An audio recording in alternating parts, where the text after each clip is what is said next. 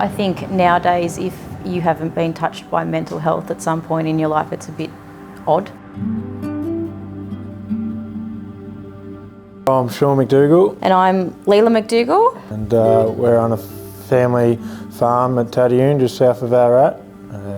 Mixed farming enterprise of sheep, cattle and cereal and canola crops, running about 3,300 acres.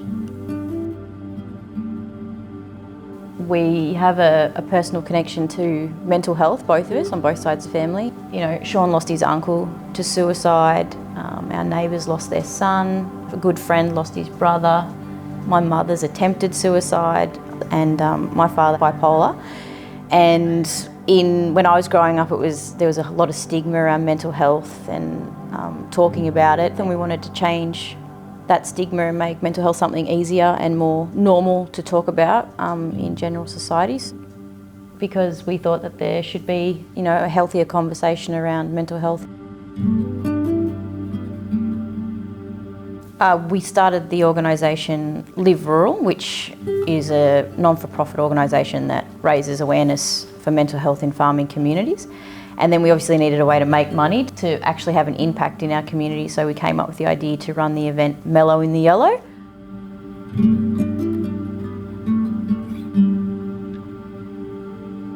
So to come up with the idea, we sort of had to think about what was something that was grown around the community a fair bit. And so a lot of people in our community are growing canola. And we thought, oh well, we'll have a party in the middle of a canola crop, because, you know, when canola's in flower, it's pretty, yellow's happy. So yeah, I convinced Sean and his dad to let me put a lawn basically in the middle of their canola crop one year to run an event. The first year we had around 120 people, music, guest speakers, talking about mental health issues. Yeah, and now, you know, that was in 2014, and now all these years later it sells out at 300. It's sort of a bit of a secret location every year.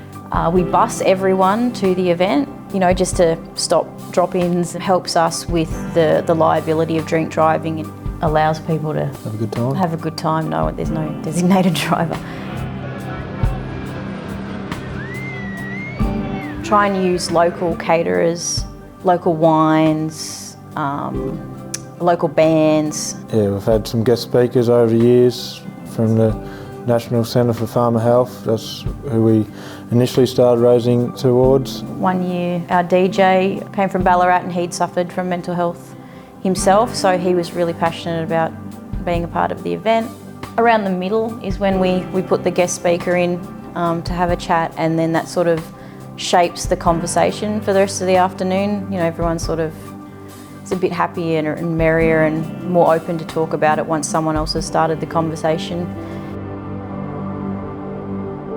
One year we had Sally Jones from over in Gippsland, who's very well known, and yes, she spoke about mental health during the day and sharing her experience with her father's suicide, and you could hear a pin drop in the middle of the paddock with 300 people. She just captured the whole audience, and it creates people to think about their own situation. People come that have, you know, they've lost someone to suicide, and it gives them an opportunity to talk about what they've been through with other people as well. So I think that's really useful when other people can share their story and feel that they are, you know, they can be open about their experience.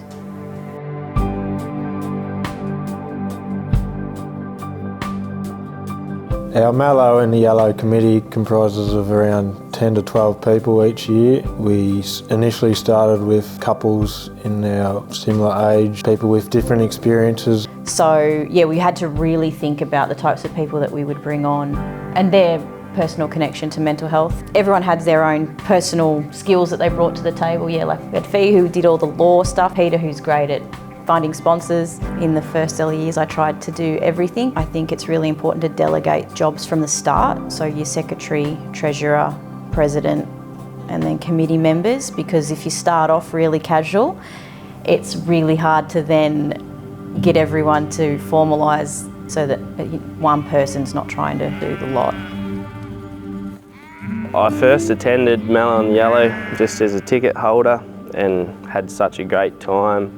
Thought that might be something that I'd like to help out with if I could. Sometimes just having that day off the farm at an event like Mellow and Yellow is just something that we all need, just to bring people together, raise a bit of awareness and provide a pamphlet to people who think they might be in need, but it's there, it's available. It just shows that help's not far away, and if we can save one life, what's better than losing one? Things like these, they take time and people to organise. It was a privilege to get on board, and every little bit of help counts. As the years go on, people do get tired and got their own family situations. Members want to hop off, and yeah, that's fine. So we try to select new people to come onto the committee, to moving it forward and bringing new ideas. And over the years, we've run the mental health first aid courses. So they do the course, and it sort of gives them the tools. If they come across someone who's suffering, they know how to direct them in the right direction to get to seek counselling, all those sorts of things, and to pick up the signs. And they fill up really quick, so we ended up having to run 2 or 3 in a year to cater for that. And they're free for people within the community to attend. And yeah, I think a lot of people have found them really useful.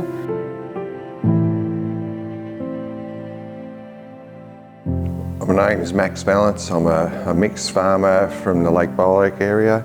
We farm pigs, sheep and cropping, and I farm with my sons and my wife.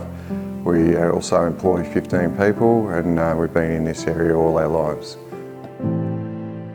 Things I got out of the mental health course were that I was able to find out how to engage with people and without being challenging or offensive, and responsible about it. I think you also learn how to ask the hard questions. I did a lot of counselling from the learnings I've had from this course through the COVID period, just dealing with people's frustrations and mental health problems due to what was going on around them. I was able to listen to them, sit down, have a talk to them one-on-one, ask them the questions that needed to be asked, how they were mentally, whether they were able to be able to cope with this, were they actually thinking of suiciding? Like in direct circumstances, I had one guy who was maybe that close. It was always more about trying to help them, to give them something to look forward to and get that positive thought back in their head.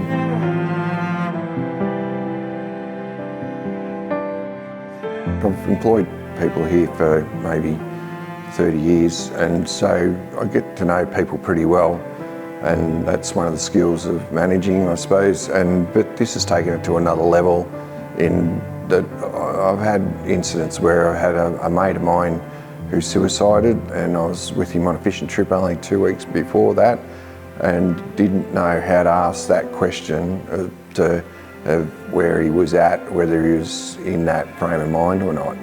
And it came out of the blue. No one knew.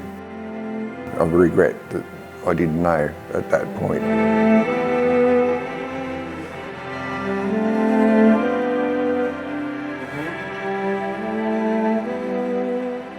If I knew now, I probably would have been able to help. I'd been offered to do it before that and hadn't done it, because you're always busy, you're always putting things off, and I know the first conversation is the hardest. Don't put it aside. If you need help, ask for it, and then you're hard to pull back if you don't. So that's some of the things I found out about the course. That was the spark to make sure I did it.